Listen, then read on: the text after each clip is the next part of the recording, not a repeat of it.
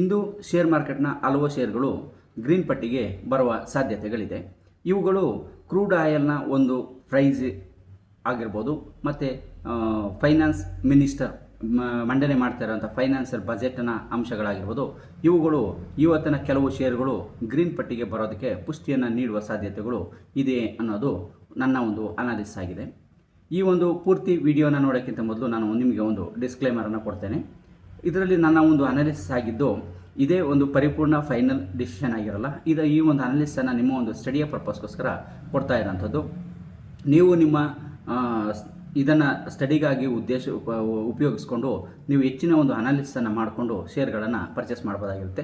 ನಾನು ಯಾವುದೇ ಒಂದು ಕಂಪನಿಯ ಅಥವಾ ಶೇರ್ಗಳನ್ನು ಅಥವಾ ಯಾವುದೇ ಒಂದು ಸ್ಪೆಸಿಫಿಕ್ ಶೇರ್ಗಳನ್ನು ಪರ್ಚೇಸ್ ಮಾಡಿ ಅಂತ ಯಾವುದನ್ನು ಕೂಡ ನಾನು ಸೂಚನೆಯನ್ನು ನೀಡೋದಿಲ್ಲ.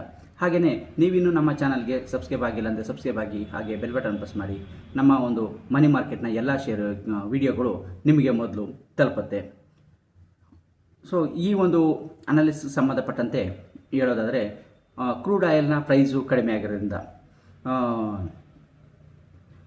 ಅಮೆರಿಕದ ಅಧ್ಯಕ್ಷರಾಗಿರುವಂಥ ಟ್ರಂಪ್ ಅವರು ಡ್ರಿಲ್ ಬೇಬಿ ಡ್ರಿಲ್ ಅಂತ ಸ್ಲೋಗನನ್ನು ಹೇಳಿರೋದ್ರಿಂದ, ಅದರಂತೆ ಹೆಚ್ಚಿನ ಒಂದು ಕ್ರೂಡ್ ಆಯಿಲ್ನ ತೆಗಿತೀವಿ ಅಂತ ಹೇಳಿರೋದ್ರಿಂದ, ಇದು ಕ್ರೂಡ್ ಆಯಿಲ್ ತೆಗಿತಾ ಇರುವಂಥ ಯುರೋಪ್ ಕಂಟ್ರಿಗಳಾಗಿರ್ಬೋದು, ಅರಬ್ ಕಂಟ್ರಿಗಳಾಗಿರ್ಬೋದು, ರಷ್ಯಾ ಆಗಿರ್ಬೋದು, ಇವುಗಳ ಒಂದು ಪ್ರಾಡಕ್ಟ್ ಮೇಲೆ ಪರಿಣಾಮನ ಬೀರ್ತಾ ಇದೆ. ಈಗಾಗಲೇ ಪ್ರೈಸು ಕೂಡ ಕಡಿಮೆ ಆಗಿರೋದನ್ನ ನೋಡ್ಬೋದಾಗಿದೆ. ಇಲ್ಲಿ ಕ್ರೂಡ್ ಆಯಿಲ್ ಅಂದರೆ ಬರೀ ಕೇವಲ ಪೆಟ್ರೋಲ್ ಡೀಸೆಲ್ ಅಷ್ಟೇ ಆಗಿರೋದಿಲ್ಲ. ಇದನ್ನು ಕೆಲವೊಂದು ಅಂಶಗಳನ್ನು ಖಾದ್ಯ ತೈಲಗಳಿಗೆ, ಎಣ್ಣೆಗಳಿಗೂ ಕೂಡ ಮಿಕ್ಸನ್ನು ಮಾಡೋದ್ರಿಂದ ಇದು ಎಣ್ಣೆ ಉತ್ಪಾದನೆ ಒಂದು ವಸ್ತುಗಳೇನಿರ್ತದೆ, ಪ್ರಾಡಕ್ಟ್ಸ್ ಏನಿರ್ತದೆ, ಆಯಿಲ್ ಪ್ರಾಡಕ್ಟ್ಸ್ ಏನಿರ್ತದೆ, ಅವುಗಳ ಮೇಲೂ ಕೂಡ ಪರಿಣಾಮನ ಬೀರುತ್ತೆ. ಸೊ ಹಾಗೆಯೇ ಶೇರ್ ಮಾರ್ಕೆಟ್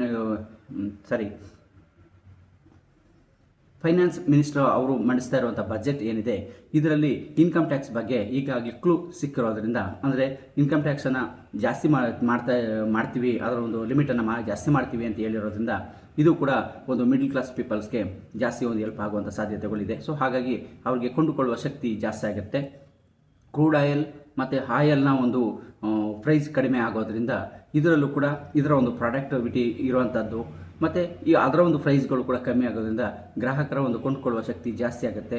ಹಾಗಾಗಿ ಪ್ರಾಡಕ್ಟಿವಿಟಿ ಜಾಸ್ತಿ ಆಗೋದ್ರಿಂದ ಇದರ ಒಂದು ಶೇರ್ಗಳ ಬೆಲೆ, ಲಾಭಾಂಶ ಜಾಸ್ತಿ ಆಗುತ್ತೆ. ಸೊ ಹಾಗಾಗಿ ಹಿಂದೂಸ್ತಾನ್ ಲಿವರ್ ಆಗಿರ್ಬೋದು, ಆ ರೀತಿಯ ಒಂದು ಸೋಪ್ ಪ್ರಾಡಕ್ಟ್ಗಳು ಆಗಿರ್ಬೋದು, ಆಯಿಲನ್ನು ಕಂಟೆಂಟನ್ನು ಅದರ ಒಂದು ಯೂಸ್ ಮಾಡಿಕೊಂಡು ಮಾಡುವಂಥ ಪ್ರಾಡಕ್ಟು, ಕ್ರೀಮ್ಗಳು ಇವಾಗಿರ್ಬೋದು, ಮತ್ತು ಪೆಟ್ರೋಲ್ ಡೀಸೆಲ್ ಕಂಪ್ನಿಗಳಾಗಿರ್ಬೋದು, ಅದರ ಒಂದು ರಾ ಮೆಟೀರಿಯಲ್ಸನ್ನು ಉಪಯೋಗಿಸುವಂಥ ಕಂಪ್ನಿಗಳಾಗಿರ್ಬೋದು, ಥಾರ್ ಕಂಪ್ನಿಗಳಾಗಿರ್ಬೋದು, ಮತ್ತು ಆಯಿಲ್ ಕಂಪ್ನಿಗಳಾಗಿರ್ಬೋದು. ಸೊ ಇವುಗಳ ಒಂದು ಶೇರ್ಗಳನ್ನು ಜೊತೆಗೆ ಗ್ರಾಹಕರ ಒಂದು ಪ್ರಾಡಕ್ಟನ್ನು, ಕಸ್ಟಮರ್ಸ್ ಯೂಸ್ಡ್ ಪ್ರಾಡಕ್ಟ್ಗಳನ್ನು, ಏನು ಕಸ್ಟಮರ್ ಬೇಸ್ಡ್ ಪ್ರಾಡಕ್ಟ್ ಏನಿರ್ತದೆ ಅವುಗಳನ್ನು ತಯಾರು ಮಾಡುವಂಥ ಕಂಪ್ನಿಗಳ ಶೇರ್ಗಳಾಗ್ಬೋದು, ಇವುಗಳು ಗ್ರೀನ್ ಪಟ್ಟಿಗೆ ಬರುವ ಎಲ್ಲ ಸಾಧ್ಯತೆಗಳು ಇದೆ. ಇಂಥ ಒಂದು ಪ್ರಾಡಕ್ಟಿವಿಟಿ ಮಾಡುವಂಥ ಕಂಪನಿ ಮತ್ತು ಫ್ಯಾಕ್ಟ್ರಿಗಳಿಗೆ ಸಾಫ್ಟ್ವೇರ್ಗಳನ್ನು ಒದಗಿಸುವಂಥ ಸಾಫ್ಟ್ವೇರ್ ಕಂಪ್ನಿಗಳ ಶೇರ್ಗಳು ಕೂಡ ಇಲ್ಲಿ ಹೆಚ್ಚಾಗುವ ಸಾಧ್ಯತೆಗಳು ಇದೆ.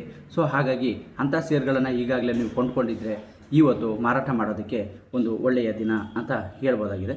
ಸೊ ಹಾಗಾಗಿ ನೀವು ಏನೇ ಒಂದು ಈ ಶೇರ್ಗಳನ್ನು ಆಲ್ರೆಡಿ ಹೋಲ್ಡ್ ಮಾಡಿದರೆ, ಈಗ ನೀವು ಅದನ್ನು ಮಾರಾಟ ಮಾಡೋದರಿಂದ ನೀವು ಒಂದೇ ಒಂದು ಪ್ರಾಫಿಟ್ ಬುಕ್ಕಿಂಗನ್ನು ಮಾಡ್ಕೋಬೋದಾಗಿದೆ ಅನ್ನೋದನ್ನು ಈ ಒಂದು ವಿಡಿಯೋ ಮೂಲಕ ತಮಗೆ ತಿಳಿಸ್ತಾ ಇದ್ದೀನಿ. ಸೊ ನೀವಿನ್ನೂ ನಮ್ಮ ಒಂದು ಚಾನಲ್ಗೆ ಸಬ್ಸ್ಕ್ರೈಬ್ ಆಗಿಲ್ಲ ಅಂದರೆ ಸಬ್ಸ್ಕ್ರೈಬ್ ಆಗಿ, ಹಾಗೆ ಬೆಲ್ ಬಟನ್ ಪ್ರೆಸ್ ಮಾಡಿ.